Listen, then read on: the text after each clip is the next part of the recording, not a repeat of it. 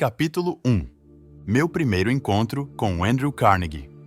Por mais de um quarto de século, meu principal objetivo foi o de separar e organizar, em uma filosofia de realizações, as principais causas tanto do fracasso como do sucesso, com o objetivo de ser útil a todos os outros que não têm nem a inclinação nem a oportunidade de se engajar nesse tipo de pesquisa. Meu trabalho começou em 1908, como resultado de uma entrevista que fiz com Andrew Carnegie. Eu, francamente, contei ao Sr. Carnegie que eu tinha concebido a ideia de entrar para a faculdade de Direito e que havia pensado em pagá-la entrevistando homens e mulheres bem-sucedidos, descobrindo como eles conseguiam sucesso e descrevendo as minhas descobertas para revistas. No final de minha visita, o Sr. Carnegie me perguntou se eu tinha ou não coragem para realizar algo que ele estava para me oferecer. Respondi que coragem era tudo o que eu tinha e que estava preparado para dar o meu melhor, independentemente da proposta que ele tinha a me oferecer. Ele então disse: "A sua ideia de escrever histórias sobre homens e mulheres bem-sucedidos é memorável enquanto ideia, e eu não tenho nenhuma intenção de tentar desencorajá-lo de cumprir o seu objetivo. Mas eu preciso lhe dizer que, se você realmente quer fazer um serviço que seja útil não somente para as pessoas de hoje, mas também que dure para toda a posteridade, ocupe o seu tempo organizando, baseado nessas histórias, as causas do fracasso e do sucesso dessas pessoas. Há milhões de pessoas no mundo que não têm a menor concepção das causas do sucesso e do fracasso. As escolas e faculdades ensinam praticamente tudo, exceto os princípios de realização pessoal. Eles exigem que jovens, homens e mulheres, passem de 4 a 8 anos adquirindo conhecimentos abstratos, mas não os ensinam o que fazer com esse conhecimento depois de tê-lo. O mundo está precisando de uma filosofia de realização prática e inteligível, organizada a partir de conhecimento resultante da experiência de homens e mulheres da grande universidade da vida. Em todo o campo da filosofia, eu não encontro nada que se assemelhe ao tipo de filosofia que tenho em mente. Nós temos muito poucos filósofos que são capazes de ensinar a homens e mulheres a arte de viver. Parece para mim que há uma oportunidade que deveria desafiar um jovem ambicioso do seu tipo. Mas ambição pura não basta para essa tarefa que eu sugeri. Aquele que ousar seguir minha sugestão deverá ter coragem e tenacidade. O trabalho demandará pelo menos 20 anos de esforço contínuo, durante o qual aquele que topar terá que ganhar a vida com outra fonte de renda, porque esse tipo de pesquisa nunca é lucrativo no seu início. E, geralmente, os poucos que se aventuraram a contribuir para a civilização por meio de trabalhos dessa natureza tiveram que esperar 100 anos ou mais após seus próprios funerais para receber reconhecimento pelo seu feito. Se você prosseguir com esse trabalho, deve entrevistar não somente os poucos que foram extraordinariamente bem-sucedidos, mas também os muitos que fracassaram. Você deve cuidadosamente analisar milhares de pessoas que foram classificadas de fracassadas. E eu quero dizer com o termo fracassado, homens e mulheres que chegam aos estágios finais de suas vidas desapontados, porque não conseguiram alcançar as metas que haviam se proposto de coração. Tão inconsistente como parece ser, você aprenderá muito mais como ser bem-sucedido a partir dos fracassos do que com o tão chamado sucesso. Eles lhe ensinarão o que não fazer. Na parte final da sua pesquisa, se você conseguir com sucesso manter o foco, fará uma descoberta que poderá ser uma grande surpresa. Descobrirá que a causa para o sucesso não é algo separado e longe do homem, mas que é uma força tão intangível na natureza que a maioria dos homens nunca a reconhece. Uma força que pode muito bem ser chamada de outro eu. O mais interessante é o fato de que este outro eu raramente exerce sua influência ou se faz conhecer, exceto em momentos de emergência, quando os homens são forçados, por meio das adversidades e das derrotas temporárias, a mudar seus hábitos e pensar estratégias para sair das dificuldades. Minha experiência me ensinou que um homem nunca está tão perto do sucesso como quando o que ele chama de fracasso toma conta de sua vida, porque nessas ocasiões ele é forçado a pensar. Se ele pensar com exatidão e com persistência, vai descobrir que aquilo que ele chama de fracasso, na verdade, nada mais é que um sinal para elaborar um novo plano ou objetivo. A maior parte dos fracassos reais se deve a limitações que os homens impõem a si mesmos em suas próprias mentes. Se eles tivessem a coragem de ir mais um passo à frente, eles descobririam os seus próprios erros. Começando uma vida nova. O discurso do Sr. Carnegie reformulou a minha vida por completo e plantou em minha mente um desejo ardente que me orientou sem cessar. Isso aconteceu mesmo, eu não tendo a mais vaga ideia do que significava o termo "o outro eu". Durante o meu trabalho de pesquisa nas causas de fracasso e sucesso, tive o privilégio de analisar mais de 25 mil homens e mulheres que eram rotulados de derrotados e mais de 500 que eram classificados de bem-sucedidos. Muitos anos atrás, tive meu primeiro contato com aquele outro eu que o Sr. Carnegie havia mencionado. A descoberta veio como ele disse que viria, como resultado de 2 pontos cruciais da minha vida, mas que foram, na verdade, emergências e que me forçaram a pensar um jeito de vencer as minhas dificuldades de tal maneira que eu nunca havia experimentado. Gostaria que fosse possível descrever essa descoberta sem o uso do pronome pessoal eu, mas isso é impossível, visto que ela ocorreu por meio de experiências pessoais que não podem ser separadas. Para dar uma visão completa da descoberta, terei que voltar ao primeiro desses 2 pontos marcantes da minha vida e mostrar, passo a passo, essa descoberta. Para realizar a pesquisa, com a compilação de dados, foram necessários anos de trabalho. Eu tinha chegado à falsa conclusão de que minha tarefa de organizar uma filosofia completa de sucesso pessoal havia terminado. Longe de estar completo, meu trabalho havia apenas começado. Eu havia erigido o esqueleto de uma filosofia, organizando os 17 princípios do sucesso e as 30 maiores causas do fracasso. Mas aquele esqueleto tinha que ser coberto com a carne da realização e da experiência. Além disso, tinha que ser dada ao trabalho uma alma que inspirasse homens e mulheres a não somente transporem obstáculos, mas também a não se deixarem abater por eles. A alma, que ainda teria que ser adicionada, como eu descobri depois, somente se tornaria disponível após aparecer o meu outro eu por meio dos 2 pontos cruciais da minha vida. Resolvendo focar a minha atenção e quaisquer talentos que eu porventura tivesse em retornos monetários por meio de canais de negócios, decidi dedicar-me à profissão de publicitário. Tornei-me então o gerente de publicidade do curso de extensão La Salle da Universidade de Chicago. Tudo correu maravilhosamente bem durante um ano. Entretanto, no final desse ano, fui tomado por um violento desgosto pelo meu trabalho, e então me demiti. Posteriormente, ingressei no ramo de cadeias de lojas, juntamente com o ex-presidente da Universidade de Extensão La Salle. Logo me tornei presidente da CIA, de doces Betsy Ross. Porém, desacordos com os sócios desse negócio fizeram com que eu saísse do empreendimento. A atração pela propaganda ainda estava em meu sangue e tentei novamente dar expressão a ela. Organizei uma escola de propaganda e vendas, como uma parte da escola de negócios Bryant & Stratton. O empreendimento navegava em águas tranquilas e muito dinheiro entrava rapidamente. Foi então que os Estados Unidos tomaram parte na Primeira Guerra Mundial. Em resposta a um chamado interior, que palavras não conseguem descrever, saí da escola e entrei para o serviço do governo dos Estados Unidos, sob a direção pessoal do presidente Woodrow Wilson, deixando um negócio fantástico desintegrar-se. No dia do armistício, em 1918, comecei a atuar na publicação da revista Golden Rule, Regra de Ouro na tradução livre. Apesar do fato de eu não ter nenhum centavo de capital, a revista cresceu rapidamente e em pouco tempo ganhou circulação nacional, chegando a quase 500 mil de exemplares, finalizando seu primeiro ano de negócios com um lucro de $3.156. Alguns anos depois, aprendi com um experiente executivo de uma empresa de publicações que nenhum homem capaz naquele ramo pensaria em começar uma revista tal como essa com menos do que $500 mil de capital.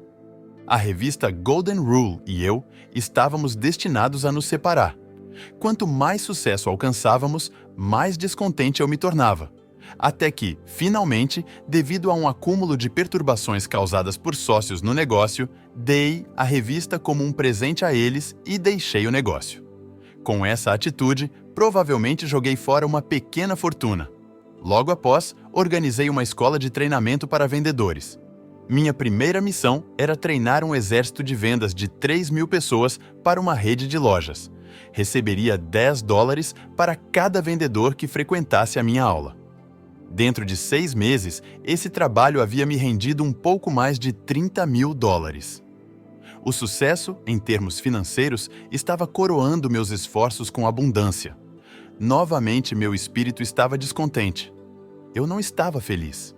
Tornava-se, a cada dia, mais óbvio que nenhuma quantidade de dinheiro, em algum momento, me faria feliz. Sem a menor desculpa razoável por minhas ações, saí do negócio e desisti de um empreendimento no qual teria facilmente recebido um salário satisfatório. Meus amigos e sócios no negócio pensaram que eu estava louco, e eles não estavam tão errados nos seus pensamentos.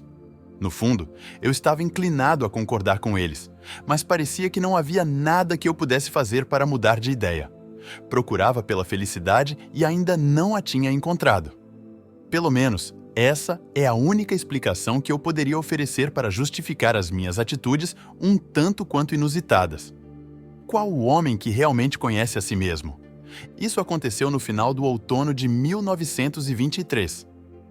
Eu me sentia solitário em Columbus, Ohio, sem recursos e, pior ainda, sem nenhum plano para me tirar daquela situação difícil. Na verdade, era a primeira vez na vida que eu estava acuado devido à falta de recursos. Em muitas ocasiões, já havia passado por momentos de aperto, mas nunca antes havia faltado dinheiro a tal ponto de eu não conseguir suprir as minhas necessidades pessoais. A experiência me assombrou. Eu parecia estar totalmente à margem do que poderia ou deveria fazer. Pensei em uma dúzia de jeitos de conseguir resolver os meus problemas, mas descartei-os todos. Eram impraticáveis e impossíveis de realizar. Me senti como alguém que estava perdido em uma selva, sem uma bússola sequer. Toda tentativa que eu fazia para me tirar da dificuldade acabava me trazendo de volta para o ponto de partida. Por quase 2 meses, sofri com a pior das doenças humanas: a indecisão. Eu conhecia os 17 princípios da realização pessoal, mas não sabia como aplicá-los. Sem saber, estava encarando uma daquelas emergências da vida de que o Sr. Carnegie havia me falado. Situações essas em que os homens muitas vezes descobrem os seus outros eus. Meu estresse era tão grande que em nenhum momento me ocorreu sentar, analisar a sua causa e procurar a sua cura. Derrota é convertida em vitória. Uma tarde, tomei uma decisão que me ajudou a sair daquela situação. Eu tinha um sentimento de que o que eu realmente desejava era sair para os espaços abertos do país, onde poderia respirar ar fresco e, principalmente, pensar.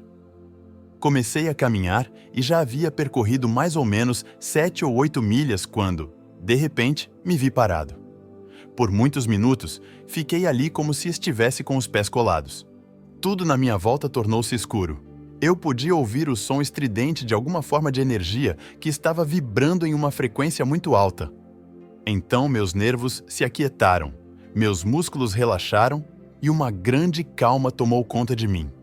A atmosfera começou a clarear e, enquanto isso ocorria, recebi um comando de meu interior, que veio na forma de um pensamento, tão perto quanto eu posso descrevê-lo.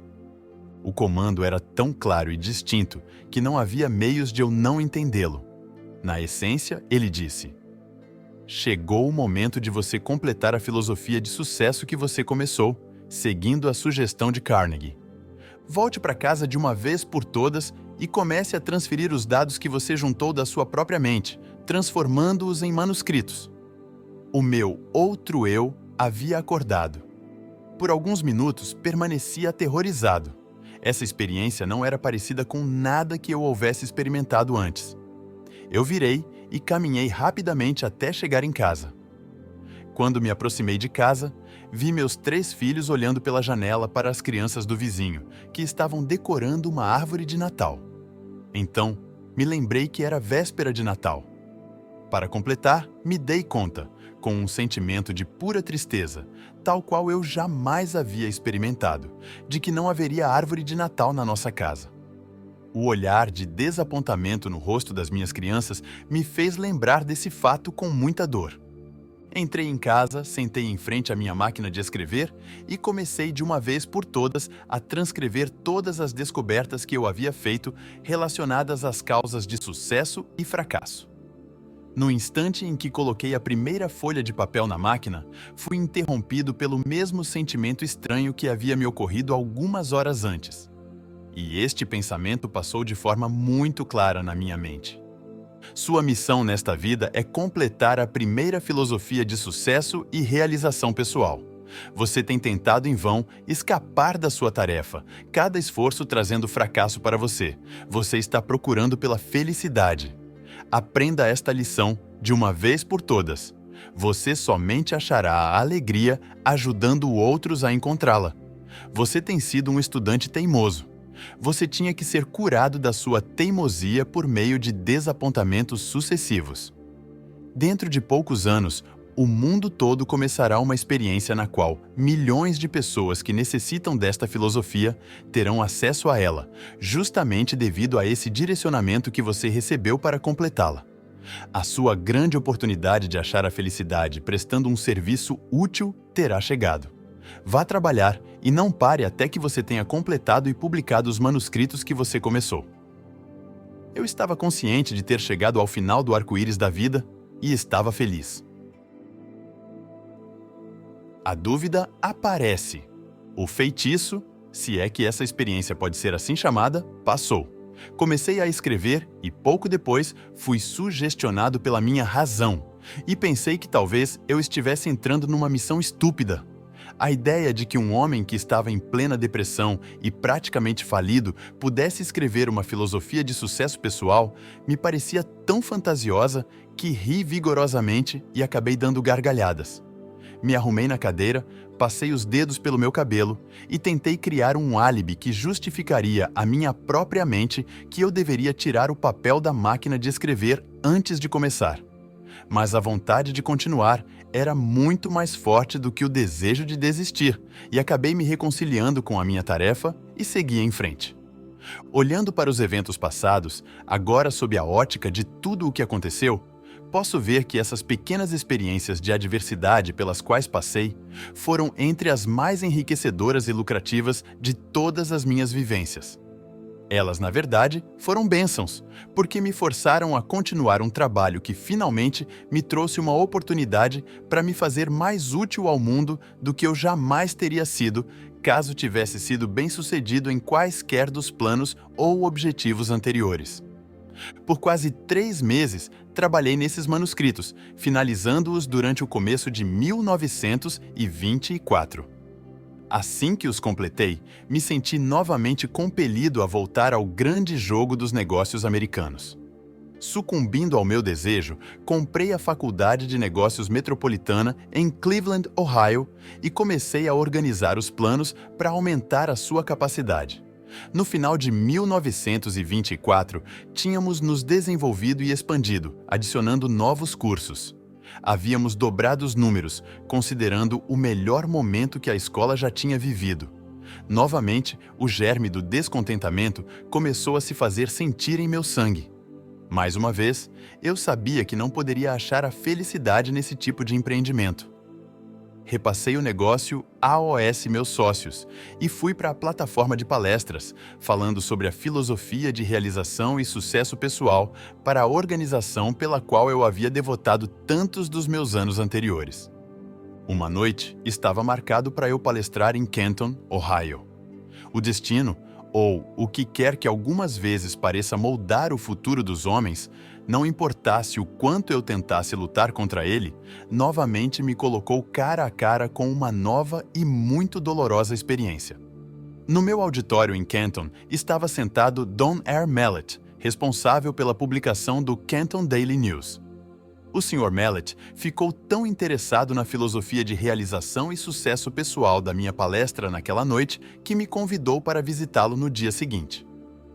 Essa visita resultou em um acordo de parceria que era para ter acontecido no dia 1º de janeiro seguinte, quando o Sr. Mallett planejava renunciar ao cargo de chefe da publicação do Daily News para se encarregar do negócio e da publicação da filosofia na qual eu estava trabalhando. Contudo, em julho de 1926, o Sr. Mallett foi morto por Pat McDermott, uma figura carimbada do submundo, e um policial de Canton, sendo ambos posteriormente sentenciados à prisão perpétua. Ele foi morto porque estava expondo em seu jornal uma ligação entre os bandidos e alguns membros da polícia de Canton. O crime foi um dos mais chocantes que a era da proibição já produziu. O acaso salva minha vida. Na manhã seguinte à morte do Sr. Mallett, fui chamado no telefone por uma pessoa desconhecida que me alertou de que eu teria 1 hora para sair de Canton e de que eu poderia ir voluntariamente dentro de 1 hora, mas se eu esperasse mais tempo, provavelmente iria dentro de um caixão. Minha associação com o Sr. Mallett havia aparentemente sido mal interpretada. Seus assassinos de certo acreditavam que eu estava conectado de forma direta à exposição que ele vinha fazendo em seus jornais. Não esperei acabar o meu limite de 1 hora, mas imediatamente entrei no meu carro e dirigi para a casa de parentes nas montanhas, a oeste de Virgínia, onde fiquei até que os assassinos tivessem sido colocados na prisão. Essa experiência veio bem dentro da categoria descrita pelo Sr. Carnegie como uma emergência que força homens a pensarem. Pela primeira vez na vida, conheci a dor do medo constante. A minha experiência de alguns anos anteriores em Columbus havia preenchido a minha mente com dúvida e indecisão temporária, mas essa preencheu a minha mente com um medo que parecia impossível de remover. Durante o tempo em que eu estava escondido, raramente deixava a casa à noite e, quando saía, mantinha minha mão em uma pistola automática levada no bolso do casaco, mantida destravada para ação imediata. Se um automóvel estranho parasse em frente à casa onde eu estava escondido, eu ia imediatamente para o porão e, com cuidado, escrutinava os seus ocupantes através das janelas. Depois de alguns meses convivendo com esse tipo de experiência, meus nervos começaram a sentir. A coragem sumiu por completo, assim como a ambição que eu tinha em meu coração durante os longos anos de trabalho em busca das causas do fracasso e do sucesso também partiu. Vagarosamente, passo a passo, me senti caindo num estado de total letargia da qual eu temia que jamais conseguisse emergir. O sentimento deve ter sido o mesmo que aqueles que pisam na areia movediça sentem, quando se dão conta de que cada esforço que fazem para tirá-los da areia apenas leva mais para o fundo. O medo é uma areia movediça que se retroalimenta. Se a semente da insanidade estivesse presente na minha constituição física, certamente ela teria germinado durante esses meses, subsistindo como um morto-vivo. Indecisão completa, sonhos irresolutos, dúvidas e medo eram tudo o que a minha mente experimentava dia e noite. A emergência que encarei fora desastrosa por 2 motivos. Primeiro, a verdadeira natureza dessa emergência me manteve num estado de constante indecisão e medo. Segundo, esse enclausuramento forçado me deixou em estado de tensão constante. Eu tendia a me preocupar com o peso do tempo que passava. A minha faculdade da razão tinha sido quase paralisada. Me dei conta de que precisava trabalhar a mente para sair desse estado mental. Mas como? Os recursos que tinham me ajudado a resolver todas as emergências anteriores da minha vida parece que criaram asas e me deixaram completamente à mercê da situação. Além de todas as dificuldades que eu estava enfrentando até esse momento, outra situação que parecia mais dolorosa que todas as outras combinadas surgiu. Era a tomada de consciência de que eu havia gastado a maior parte dos meus últimos anos em busca do arco-íris, procurando aqui e lá pelas causas do sucesso, e me achando agora, nesse exato momento, mais fraco e incapacitado do que qualquer uma das 25.000 pessoas as quais eu havia julgado como sendo fracassos. Esse pensamento era quase enlouquecedor. Além disso, era também extremamente humilhante, porque eu estava palestrando por todo o país em escolas e faculdades e para organizações de comércio, tentando contar às outras pessoas como aplicar os 17 princípios do sucesso, enquanto aqui estava eu, incapaz de aplicá-los para mim mesmo.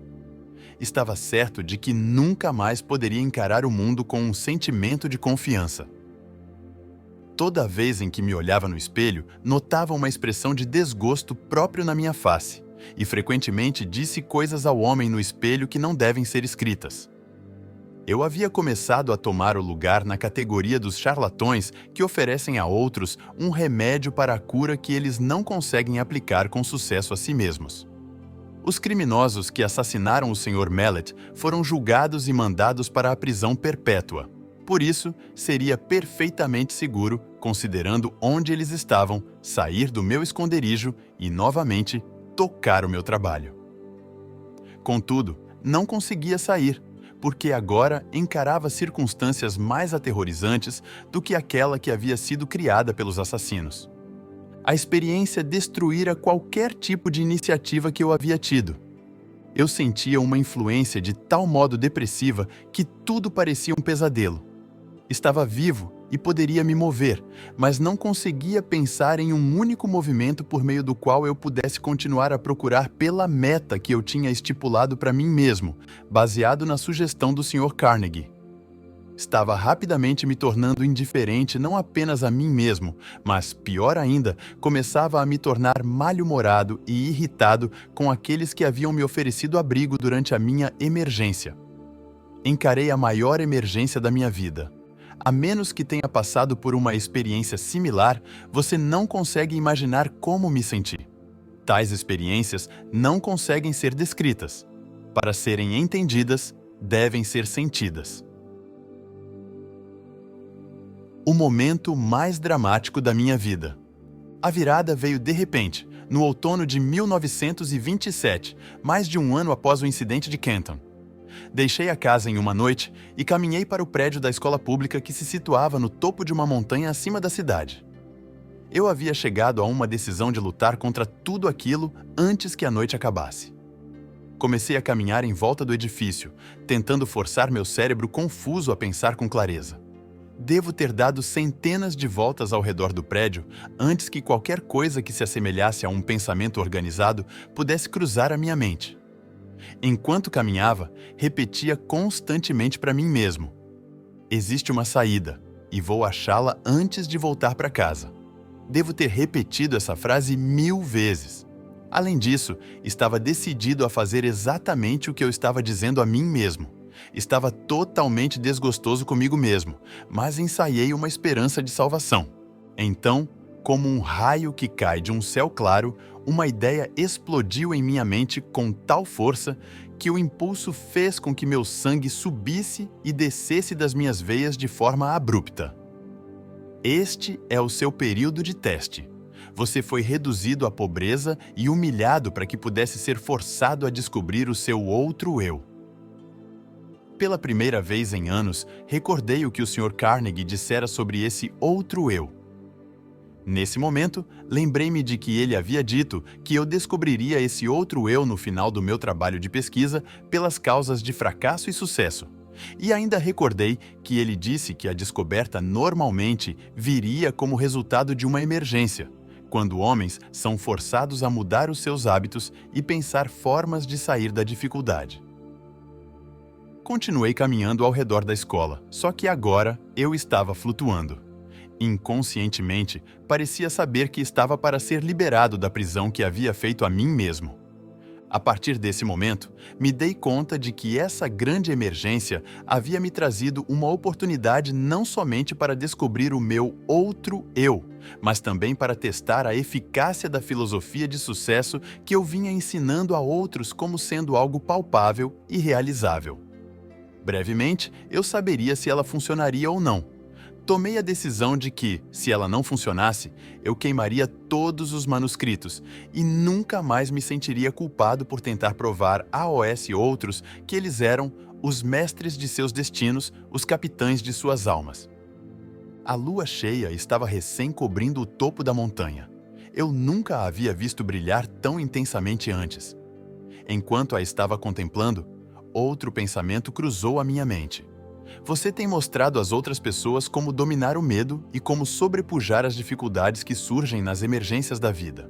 De agora em diante, você pode falar com autoridade, porque está a ponto de superar as suas próprias dificuldades com coragem e objetivo, resoluto e destemido. Com esse pensamento, veio uma mudança na química do meu ser que me elevou a um estado de euforia que eu nunca havia experimentado. Meu cérebro começou a clarear, e o estado de letargia no qual ele se encontrava começou a passar. A minha razão passou a trabalhar novamente. Por um breve momento, estava feliz pelo privilégio de passar por longos meses de tormento, já que a experiência me ofereceu a oportunidade de testar a eficácia dos princípios de sucesso, os quais eu vinha pesquisando de forma inexorável.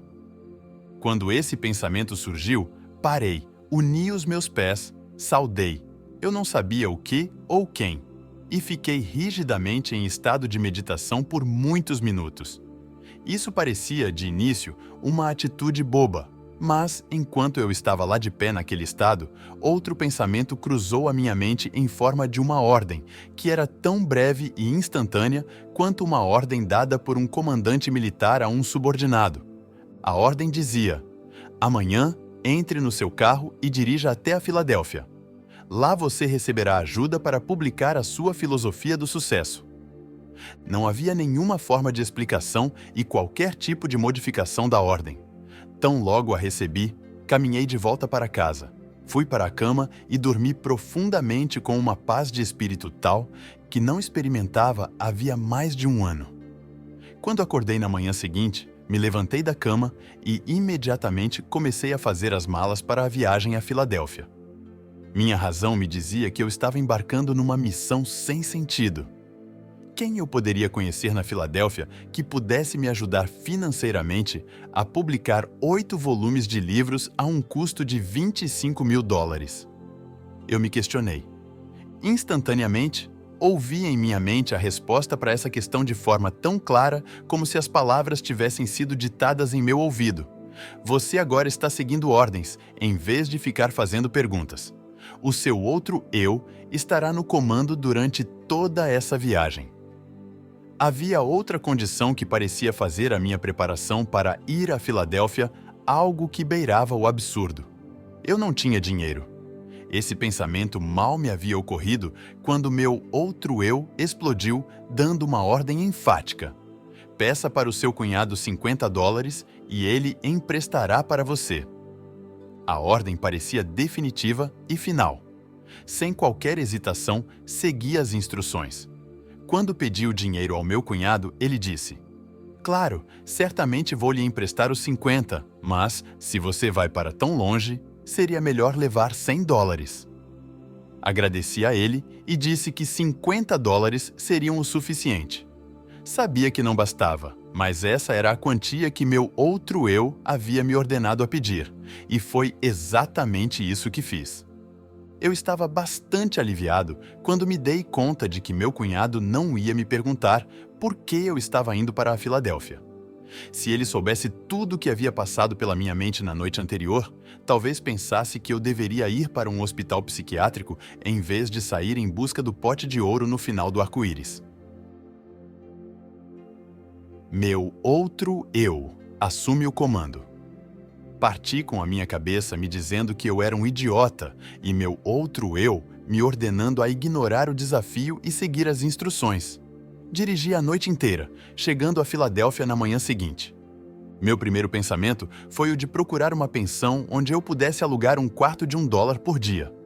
Nesse momento, novamente o meu outro eu tomou conta e ordenou que eu me hospedasse no hotel mais luxuoso da cidade. Com um pouco mais de $40 no bolso, que era o que restava do meu capital, parecia mais um suicídio financeiro quando caminhei até o balcão e pedi por um quarto. Ou, devo dizer, quando comecei a pedir por um quarto, meu recém-descoberto outro eu me ordenou pedir a melhor de todas as suítes. O custo dessa suíte consumiria o meu capital em 2 dias. Obedeci. O carregador de malas pegou a minha bagagem, me entregou o ticket do estacionamento do meu automóvel e me conduziu até o elevador como se eu fosse o príncipe de Gales. Era a primeira vez em mais de um ano que um ser humano havia demonstrado tal deferência comigo. Meus próprios parentes, esses com quem eu estava morando, longe de me mostrar qualquer tipo de consideração, ainda achavam que eu era um peso para eles. E tenho certeza de que eu era, porque nenhum homem no estado mental em que eu me encontrava no último ano poderia ser qualquer coisa além de um peso a todos aqueles com os quais porventura entrasse em contato. Tornava-se evidente que meu outro eu estava determinado a me tirar do complexo de inferioridade que eu havia desenvolvido. Dei ao carregador de malas $1. Comecei a estimar quanto seria a minha conta do hotel até o fim da semana, quando então o meu outro eu ordenou que eu limpasse completamente a minha mente de quaisquer pensamentos de limitação e que conduzisse a minha vida a partir daquele momento como se tivesse todo o dinheiro que quisesse nos meus bolsos. A experiência pela qual estava passando era tanto nova quanto estranha para mim. Nunca consegui ser mais do que eu acreditava que poderia ser. Por quase meia hora, esse outro eu me deu ordens que seguia à risca durante o período da minha estada na Filadélfia. As instruções que recebi por meio desses pensamentos se apresentaram à minha mente com tal força que eles eram facilmente distinguíveis de pensamentos normais criados pelo meu eu tradicional. Eu recebo ordens estranhas de uma fonte estranha. Minhas instruções começaram desta forma. A partir deste momento, você está completamente no comando do seu outro eu. De agora em diante, você deve saber que 2 entidades ocupam o seu corpo. Na verdade, 2 entidades similares ocupam o corpo de cada ser vivente do planeta Terra. Uma dessas entidades é motivada e responde pelo impulso do medo. A outra é motivada e responde ao impulso da fé. Por mais de um ano, você foi conduzido como um escravo pela entidade do medo. Há 2 noites, a entidade fé assumiu o controle do seu corpo físico. E a partir daquele momento, você foi motivado por essa entidade.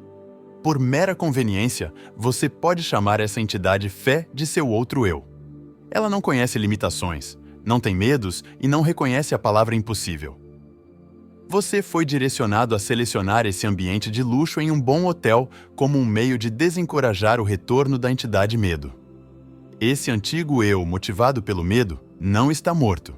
Ele simplesmente foi destronado. E ele o seguirá aonde quer que você vá, esperando uma oportunidade favorável para tomar conta de você novamente.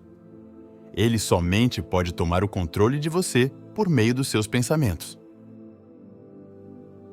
Lembre-se disso e mantenha as portas da sua mente hermeticamente fechadas contra todos os pensamentos que procuram limitá-lo de qualquer maneira e você assim ficará a salvo. Não se permita preocupar-se com o dinheiro que você precisará para suas despesas imediatas. O recurso virá a você no momento em que você necessitar dele. Agora, vamos à OS Negócios.